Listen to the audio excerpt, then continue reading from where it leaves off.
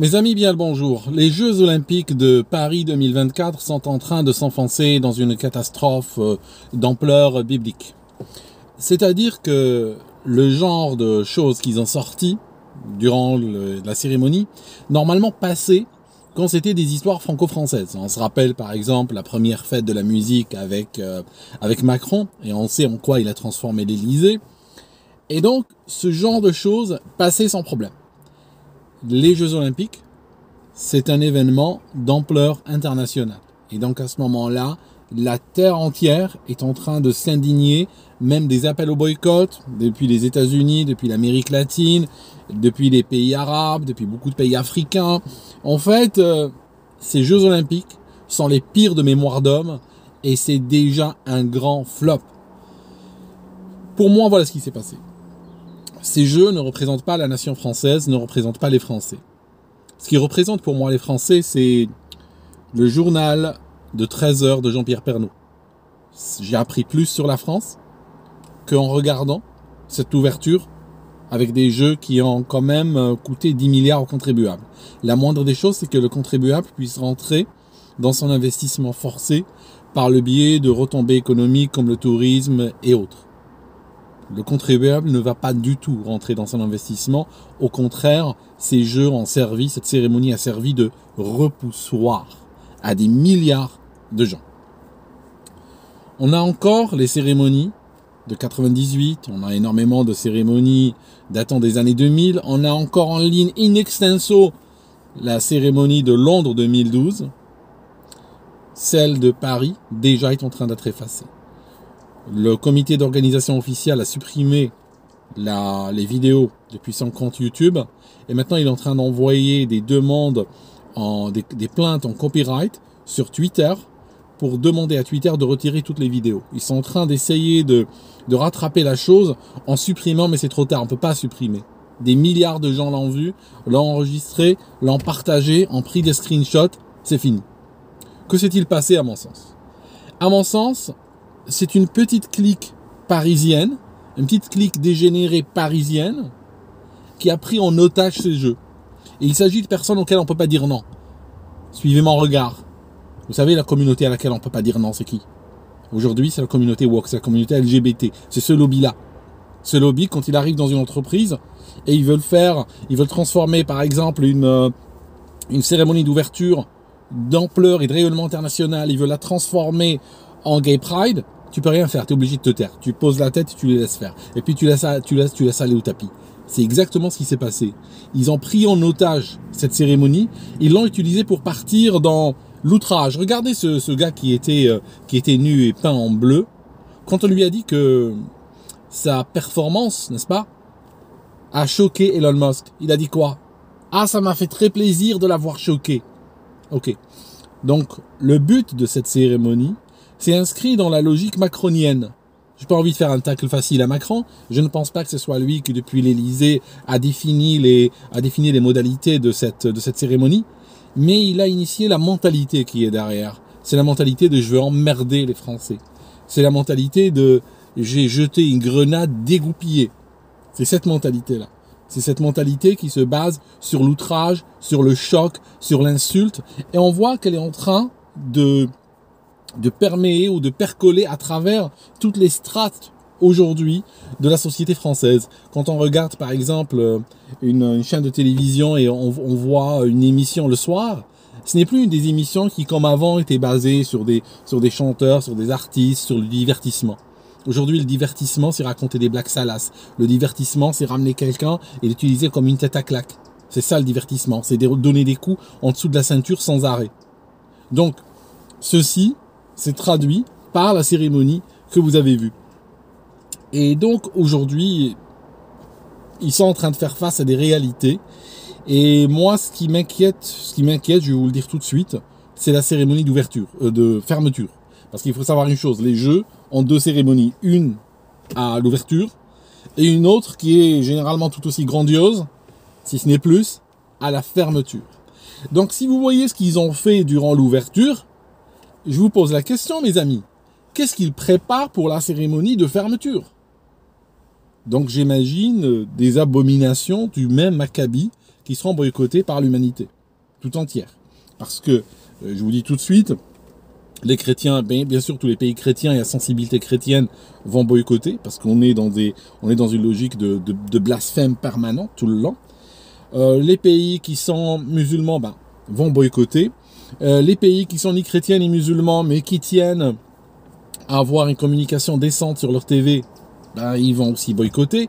Et finalement, ces jeux sont en train déjà de s'enfoncer dans la lie de cette élite parisienne et seront probablement retenus par les mémoires comme les pires jeux de l'histoire. Déjà aujourd'hui, la BBC nous dit quoi? Que ils ont annulé les épreuves de triathlon qui devaient impliquer de la natation sur la Seine. Eh oui, hein, la Seine, on nous a fait, j'ai failli dire ces scènes où on voit la ministre des Sports, où on voit Hidalgo nager rapidement dedans, pour montrer que voilà. Sauf que c'est des menteurs qui mentent sur du court terme, parce que vous demandez à n'importe quel gourou de secte, je parle pas de la secte climatique, mais on se comprend, n'importe quel gourou de secte, en général, il essaye de mentir sur des délais relativement lointains. Comme ça, il peut plus tard ajuster ses prophéties. Eux, on est une semaine avant l'ouverture, déjà ils sont en train de nager là et te dire que tout va bien. C'est annulé les épreuves de triathlon. La Seine est sale après avoir dépensé 1,4 milliard dessus. La Seine est sale et on ne peut pas envoyer des sportifs dedans. Il y a des sportifs qui ont été achetés des lits. Il y a des sportifs qui sont en train de réserver des chambres d'hôtel. Il y a des délégations qui ont retiré leurs sportifs et leurs participants et leurs coachs. Ils les ont retirés de ce village sportif. Donc franchement, aujourd'hui, on voit cette prise d'otage. J'espère qu'il y aura des enquêtes. Comment on a pu permettre à une clique de prendre en otage les Jeux Olympiques et de les transformer en ce spectacle affligeant. Déjà même, je vais vous dire un truc, honnêtement, même sur le plan, si j'oublie complètement le plan, le fond, le satanisme et la débauche et tout ça, même si j'oublie ça, je mets ça de côté. Techniquement, c'était pourri. Ça a été filmé par très peu de caméras. On se demande avec tout l'argent qu'ils ont mis, il y avait très peu de caméras. Il n'y avait même pas de drone volant, il n'y avait même pas d'hélicoptère, il n'y avait rien du tout. Il n'y avait que des plans. On dirait qu'on a posé une seule caméra avec un télézoom de mauvaise qualité sur le bord de la Seine. Et puis on cherchait avec le zoom à aller filmer des sportifs qui étaient sur des péniches qui voguaient au gré des eaux. Même sur le plan télévisuel, même sur le plan de l'image, c'était très mauvais. Donc je veux dire, je vois pas ce qu'ils ont assuré là-dedans. Une vraie cérémonie, telle que je l'imagine, une cérémonie française, si je devais l'organiser, moi je suis même pas français, mais je peux vous dire que si je devais organiser, j'aurais été déjà à l'INA, j'aurais pris tous les 13 heures de Jean-Pierre Pernaut, j'aurais commencé par ça. Et j'aurais regardé un petit peu tous ces bijoux de l'industrie, de l'art, tous ces artisans qu'il mettait en valeur. J'aurais déjà revisité ça à travers la cérémonie. J'aurais ramené des meilleurs ouvriers de France. J'aurais fait voler peut-être des Airbus. J'aurais décoré des TGV dont j'aurais inséré les images. J'aurais peut-être restauré, vu l'argent, vu qu'on a 15 milliards, j'aurais peut-être restauré un Concorde et j'aurais fait voler. Je me serais débrouillé pour mettre en valeur l'industrie, la création française. Au Royaume-Uni, en 2012, ils ont ramené les Spice Girls. Ils ont ramené Mr Bean. Ils ont fait sauter la reine depuis enfin, c'était pas elle, mais on se comprend, depuis un hélicoptère. Ils ont ramené des personnages comme ceux de James Bond. Ils ont ramené le taxi londonien. Ils ont créé parfois avec un certain sens de la dérision et du second degré. Ils ont ramené tout ce qui fait le Royaume-Uni. On aurait pu ramener les baguettes, on aurait pu ramener le vin, le saucisson, les clichés, vous savez, les clichés français. On aurait pu ramener tout ça en forçant le trait, en créant peut-être quelque chose de satirique autour, tout ça, qui aurait attiré les gens. Vous savez, quand il y avait, c'était quelle année ça? Quand Dominique de Villepin donnait la leçon aux États-Unis, c'était une époque où la voix de la France comptait.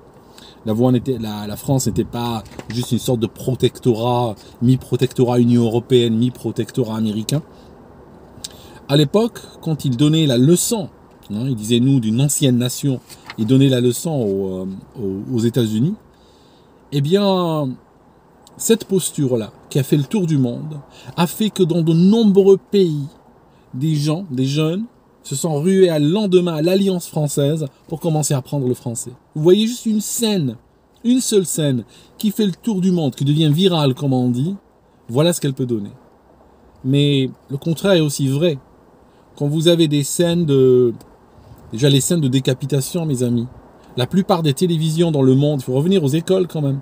La plupart des télévisions dans le monde, la plupart des studios de cinéma dans le monde, ont dans leur rating, ont dans leurs critères de ce qui passe pas à l'écran, les décapitations sont interdites. Même dans les films, vous les voyez pas. Même dans les films d'horreur, ils décapitent pas. Parce que ça passerait pas sur énormément d'écrans. Là, on commence par décapitation, du sang, des horreurs. On dirait que on a donné le 10 milliards, honnêtement, on a donné 10 milliards à une bande d'amateurs, qui connaissent pas du tout la France, une sorte de groupuscule qui est dans l'entre-soi parisien et qui, dans leur dégénérescence, ont l'impression que la planète entière est comme ça. Parce que, comme ils sont dans l'entre-soi, hein, c'est une sorte de consanguinité intellectuelle, comme ils sont tout le temps dans l'entre-soi, ils ont l'impression qu'il y a eu un grand changement et que la Terre entière est comme ça. Ils réalisent pas qu'ils sont une abomination, qu'ils sont juste une minorité de détraqués. Mais ils ont fait quoi? Ils ont pris en otage les jeux, ils ont pris l'argent des contribuables, ils l'ont claqué sur des images, mais franchement, d'un niveau amateur.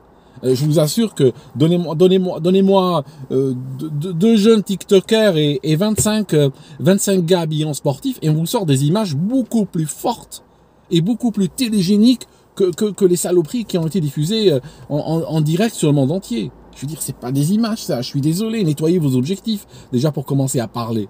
Mettez vos caméras dans des endroits plus intéressants, ouvrez un petit peu l'angle.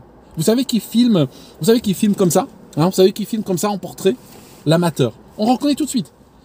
Si tu as un amateur qui est en train de photographier depuis 3 semaines avec une nouvelle caméra qu'il a achetée sur Amazon, quand tu regardes ces photos, c'est tous des photos où il n'y a pas de composition. Hein.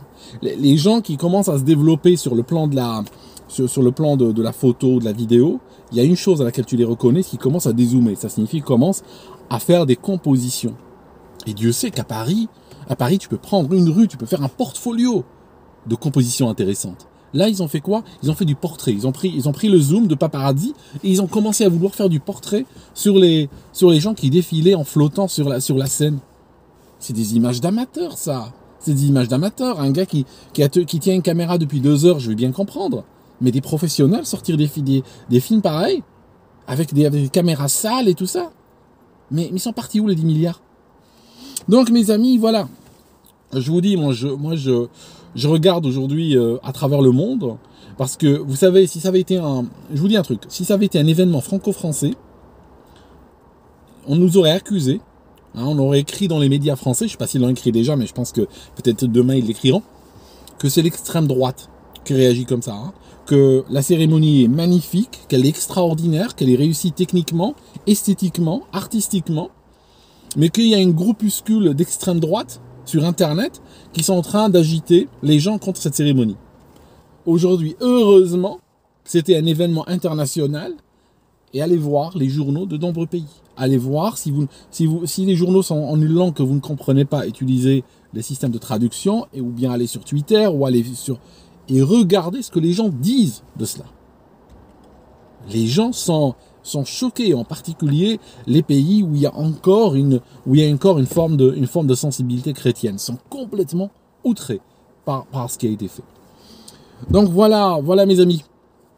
On va continuer à suivre cette histoire, mais je suis abasourdi, comme on dit. Hein. Je m'attendais pas à grand chose, honnêtement. Hein, je m'attendais pas, mais je savais pas qu'ils allaient oser. Je me suis dit, j'avais quand même au fond de moi, je me suis dit bon. Il y a quand même des retombées internationales, hein, c'est quand même énorme. Il y a quand même 10 milliards en jeu. Je veux dire, 10 milliards, ça s'entoure de quelques précautions. Hein. 10 milliards, tu vas pas le donner à des amateurs, tu vas pas le donner à des dégénérés pour qu'ils fassent la fête avec sur la scène. C'est pas possible. Tu vas au moins faire en sorte que tu as des consultants sérieux, des noms connus de l'industrie, même si il faut les ramener depuis, je sais pas moi, depuis Hollywood, tu les ramènes depuis Hollywood, c'est pas un problème. Tu les ramènes depuis la Chine, tu ramènes des gens qui ont déjà participé à ces cérémonies. Tu t'entoures de professionnels sérieux, de gens qui ont fait leurs preuves. La moindre des choses, le b.a.-ba. Moi, si j'avais 10 milliards aujourd'hui pour faire une cérémonie, j'aurais commencé déjà par ramener ceux qui ont fait des cérémonies de qualité ailleurs ou des événements de cette taille. Déjà, pour commencer à parler. Déjà. Et après, j'aurais regardé le JT de Jean-Pierre Pernaut. Mais là, c'est complètement aberrant, mes amis. C'est complètement aberrant. Voilà, je vous laisse, et puis on continue à observer ce drame au ralenti. À très bientôt.